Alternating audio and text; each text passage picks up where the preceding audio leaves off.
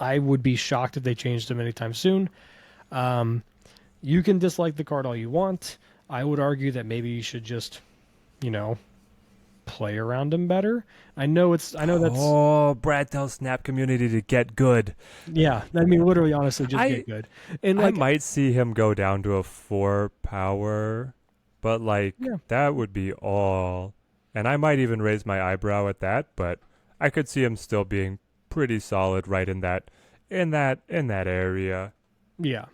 And like, look, I know there's more to it as far as nuance goes than just like, oh, just play around him. Like, I get it. I know that. What I mean by that is just like, look, if you're in a position in the snap, in the game of snap, where going into turn 6, you lose to a single card in a single lane, you're probably not winning that matchup in most other matchups anyway. Like, you see what I'm saying? Like, you didn't do a good, like, there's always something to learn from, like, your play. Like, maybe those early turns where you're just lackadaisically just throwing stuff down, like, maybe, like, because I've seen a lot of players do this where they just go, okay, turn 1, play my 1 drop on the left lane because I know what that location is. Turn 2, play my 2 drop on the mid lane. And then, like, my 3 Yep. drop on the next lane and stuff like that. And, like, you're not thinking far enough about what your opponent's playing based on the first couple cards you saw, where you should play your cards, like what your deck should be, because it's contextual based on what you're playing as well. Like, for Yeah. example, the best one I can give you, real quick, one of the coolest decks in the game, also I guess one of the more frustrating ones for some people, is the Iron Lad Patriot deck, right, with the Brood and Forge and stuff. Oh yeah. I can tell you right now, the number one mistake I see from people playing that deck is not dispersing your cards correctly early on. The second you go turn 1 on one spot, right? Like on the left lane, and then you Yep. play Forge on turn 2 because you have Brood in hand into that left lane too, and you stack 2 in the same lane. The second you do that, you have decided whether you meant to or not. That lane is off limits from a Brood or an Avsman. It's gone. It is removed from the game. Yep. And you have now pigeonholed yourself into the other 2 lanes to fit the criteria of a Brood and Avsman play, and you've left yourself with a whopping total of 3 power with 2 cards in the first lane. Right, which it's playing around the mentality of I don't want to fill the location early, but in that deck specifically, you can get around that taboo because you have so many extra ways to still buff a location Mhm. that's full of cards. Yeah.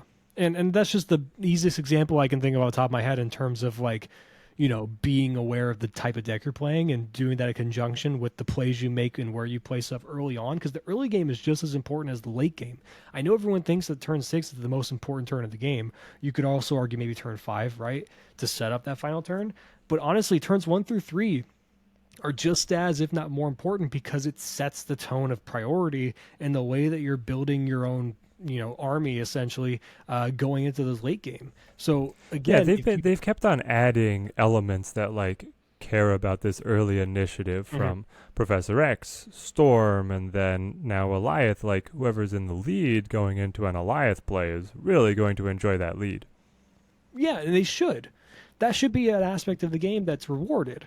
Just Yeah. like there's an aspect of the game that rewards the flip side of it. Look at Kitty Pride. Kitty Pride in like the Charity deck, and now of course with Elsa, is exceptionally great at dodging priority and dodging tech cards like Shadow King and Shang Chi. And now that there is a point in the game where like Alioth says, "Dodge this." exactly, and that's a good thing because one of the most frustrating things about Kitty Pryde and her own nature is the priority dodging.